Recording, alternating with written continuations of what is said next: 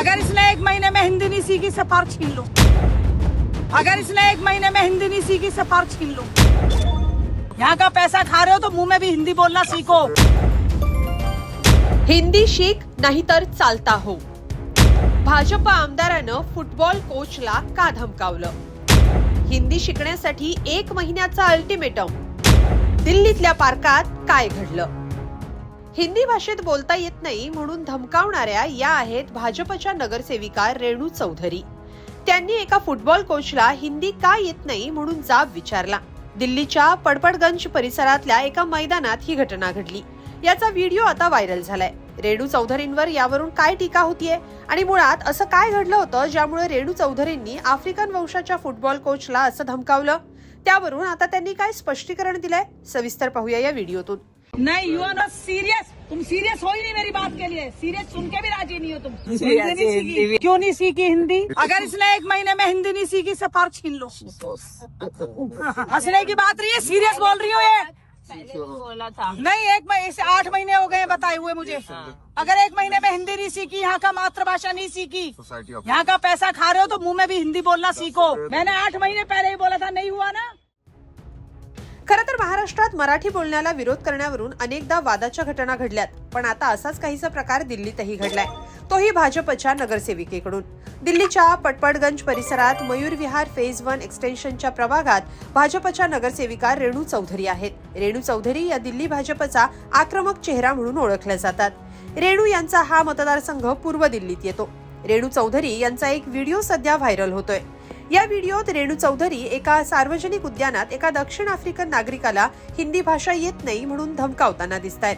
हा व्हिडिओ त्यांनी त्यांच्या सोशल मीडिया अकाउंटवर स्वतः पोस्ट केलाय। संबंधित आफ्रिकन वंशाचा हा नागरिक गेली अनेक वर्ष या परिसरातल्या मुलांना फुटबॉलचं प्रशिक्षण देतो। व्हायरल व्हिडिओनुसार रेणू चौधरी यांनी या आफ्रिकन नागरिकाला हिंदी येत नसल्यामुळे जाब विचारल्याचं दिसतंय।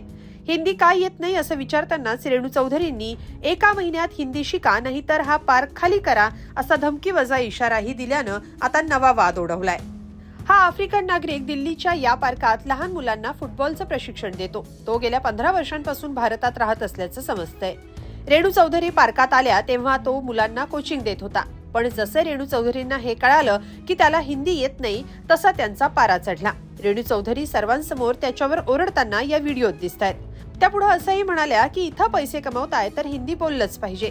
यावर उपस्थित गंभीर नसल्याचं पाहून त्या पुढे असंही म्हणाल्या की तुम्ही माझं बोलणं अजिबात गंभीरपणे घेत नाही। इतके दिवस इथं राहूनही अजून हिंदी का शिकला नाहीस? मी चेष्टा करत नाहीये, गांभीर्यानं सांगतेय। जर यानं पुढच्या 1 महिन्यात हिंदी शिकली नाही तर याच्याकडून पार्क काढून घ्या। तुम्ही इथला पैसा खाताय तर तोंडातून हिंदी बोलायला शिका। 8 महिने झाले मी तुला सांगतेय, पण अजूनही तू हिंदी शिकला नाहीस असं रेणू चौधरी या व्हिडिओत बोलताना दिसतायत। व्हिडिओच्या शेवटी रेणू चौधरी त्या पार्कातून जाताना दिसतात, पण त्याआधी स्थानिक लोकांनाही त्या दम भरताना दिसतायत की रात्री 8 वाजेपर्यंत पार्क बंद झाला पाहिजे आणि इथं कोणतीही गुन्हेगारी प्रवृत्ती खपवून घेतली जाणार नाही असंही त्यांनी ठणकावून सांगितलं। आता हा व्हिडिओ व्हायरल झाल्यावर आणि टीकेचा भडीमार झाल्यावर रेणू चौधरी यांनी स्पष्टीकरण दिलंय।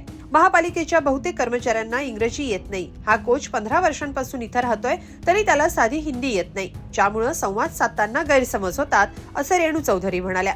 आपण त्याला धमकावलं नसून संवाद सोपा व्हावा यासाठी हिंदी शिकण्याचा सल्ला दिला होता असा दावाही रेणू चौधरी यांनी केलाय। दरम्यान रेणू चौधरींचा धमकीवजा इशाऱ्याचा व्हिडिओ व्हायरल झाल्यानंतर त्यांच्यावर टीकेचा भडीमार होतोय। सोशल मीडियावर याचे तीव्र पडसाद उमटतायत। अनेक नेत्यांनी आणि नागरिकांनी याला वंशभेदी वागणूक म्हटलंय। तर फुटबॉल कोच मुलांना खेळ शिकवत असताना केवळ भाषेवरून अशा प्रकारे सार्वजनिक ठिकाणी अपमानित करणं चुकीचं असल्याची भावना काहींनी व्यक्त केली। तर इतर राज्यात भाषेवरून टीका करणाऱ्या भाजपच्या नेत्यांना सुनावल्याचंही दिसतंय। तर काहींनी भाजपचं हे जंगल राज आहे अशी ही टीका केली आहे। संसदेतही हिंदी भाषेवरून गदारोळ झाल्याचं पाहायला मिळालंय। त्यामुळे हिंदी भाषा लादण्याचा प्रयत्न का होतोय असा सवाल उपस्थित केला जातोय। तुम्हाला याबद्दल काय वाटतंय?